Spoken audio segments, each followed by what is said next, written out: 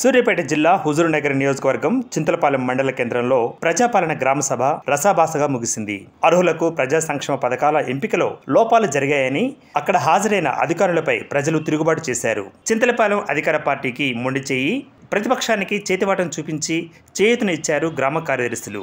అధికారులు లబ్ధిదారుల జాబితా చదవగానే జనాలు మాకు వద్దు ఈ దొంగ జాబితా అంటూ నినాదాలు చేశారు.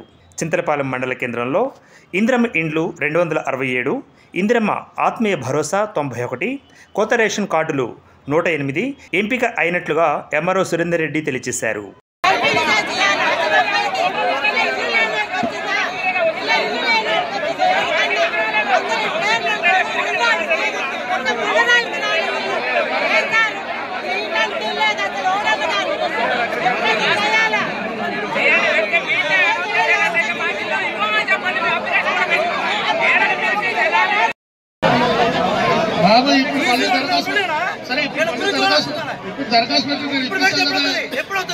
గవర్నమెంట్ అయిపోతుంది అప్పుడు పెడతాం సంవత్సరం అయింది.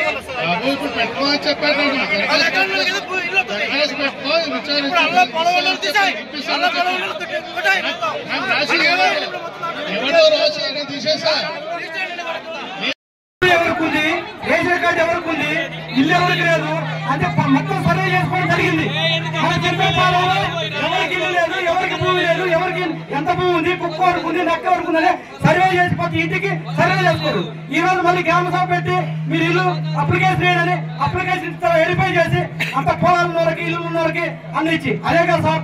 ఇదే రేవంత్ రెడ్డి ప్రభుత్వం 12,000 రూపాయలు ప్రతి కుటుంబానికి, పేద కుటుంబానికి పొలం లేని వారికి 12,000 రూపాయలు ఇస్తా అని చెప్పారు. ఈ రోజు సరికి 20 రోజులు జాబ్ కట్లు ఉంటేనే 12,000 ఇస్తా అని చెప్తున్నారు. 20 రోజులు మా గ్రామంలో పని పెట్టకపోతే పేదవాళ్ళే ఏమైనా పని చేయాలి. అసలు